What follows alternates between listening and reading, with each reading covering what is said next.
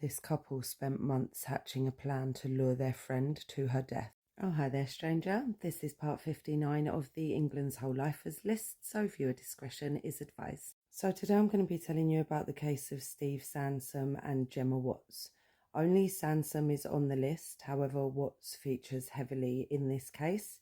In fact, she's involved every step of the way, and so it would be an incomplete story if I didn't include her. Steve Sansom was born on the 10th of May 1979, and he was only 19 years old when he took the life of a taxi driver. That was on Christmas Eve 1998. Sansom ordered a taxi from Croydon, and once they'd arrived at the destination, he took out a sharp implement and used it to cut the throat of the taxi driver, 59-year-old Terence Boyle. Terence had been out working that night trying to earn some extra Christmas money for his family. He had a wife and 2 children at home who were aged 11 and 16 at the time. Sansom had planned to rob the taxi driver and did. He took Terence's wallet out of his pocket, which contained £25, and then cut the cable to his radio so that he couldn't call for help. He was sentenced to a minimum term of 20 years for that crime and released on licence in 2019. A few years later, he met Sarah Mayhew on a dating app. Sarah was a bubbly young woman and the pair would have a brief relationship. And then in the summer of 2023, Sarah would introduce Sansom to Gemma Watts. Gemma Watts was born on the 22nd of July 1975, and she was into some pretty dark and freaky stuff. Side note, I don't judge anyone for what they do behind closed doors, but this goes well beyond the extreme, as you'll see. So Sansom and Watts start an intimate relationship, and that would go on for 7 months until the event in question. Their relationship was based upon their shared inclination towards sadomasochistic sexual activity in the extreme. They were so focused on that aspect of their relationship, in fact, that on the 7th of September 2023, Watts sent Sansom a WhatsApp text message stating that should any serious injury or death occur whilst she was with Sansom, it should be understood that she entered into violent and dangerous games with him of her own free will. It was around that same time that Watts started to fantasize in their text exchanges about being intimate with Sansom while he was covered in someone else's blood. Sansom would also push the limits beyond what anybody would consider normal, writing to Watts, quote, "Everything looks like meat now, don't they? A plaything, something to cut, something to bleed. They all look different now."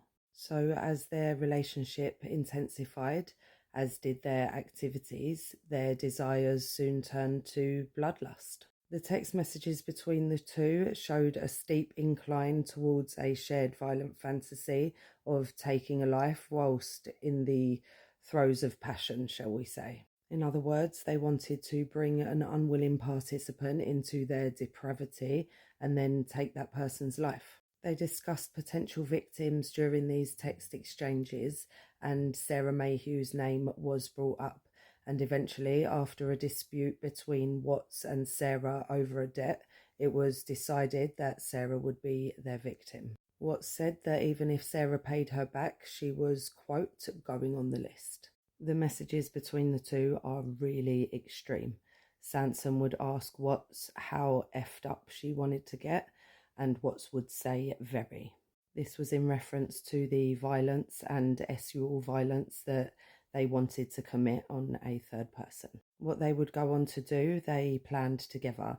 Even though Sansom was the one with the violent past, Watts was just as much of an instigator in this case. She would even say in one message that they, meaning Watts and Sansom, had to agree that if Sarah entered Sansom's flat that she wouldn't be leaving in one piece. It was agreed. Sansom would praise Watts, saying that she was just as sick as he was and that he loved it. They would call each other their evil twin and egg each other on and rile each other up more and more until they finally acted out their sick fantasy. So they decided on Sarah, and Sansom began to badger her with some text messages and phone calls. Sarah didn't respond to him initially. When Sarah eventually did respond, Sansom would invite her to his flat to, in his words, join his party. He said he was horny and had booze and substances to share. They decided on a date, the 8th of March 2024. There is CCTV footage of Sarah going into Sansom's home with him and his dog, and that is the last time she was ever seen alive. Sarah was obviously lured there under false pretenses. She didn't know what they were going to do to her. She was only 38 years old. She had 2 children.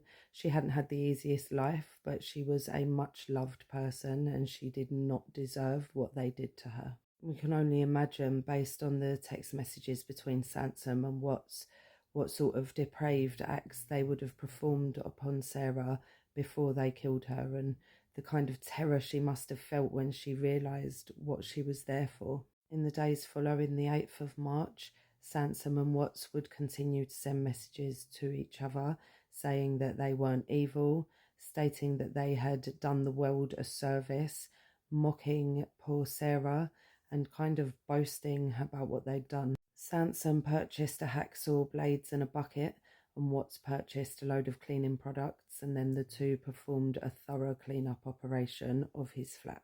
They separated Sarah's remains and then disposed of them in different areas. On the 2nd of April, a dog walker found some of Sarah's remains on Rowdown Field in New Addington, followed by the recovery of her head and some other body parts in a police search of the area. CCTV captured Sansom and Watts carrying heavy bags into that area on the 11th of March. Also on the 11th of March, the pair had taken Sarah's torso in a suitcase and dropped it into the River Wandle. It wouldn't be recovered until the 21st of May 2023, a mile downriver in a lake. Following the initial discovery on the 2nd of April, an investigation was of course launched, and that would be followed by the arrests of both Sansom and Watts on the 6th of April. They both pleaded guilty but showed absolutely no remorse. Watts would tell a prison staff member that it was she who had cut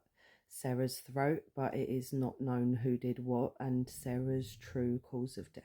Both Sansom and Watts were sentenced on the same day, the 30th of January this year, 2025. Sansom received a whole life order and Watts received a minimum term of 30 years. They were 45 and 49 years old, respectively. Rest in peace to Sarah Mayhew, who was 38 years old when her life was stolen. What a sad and terrible case.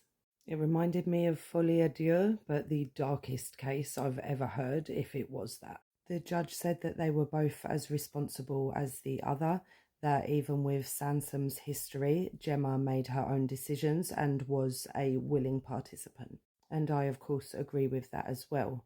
They were just both really messed up, twisted people that kind of fed into each other's craziness. And because of their dark and violent fantasies, 2 kids have to grow up without a mother.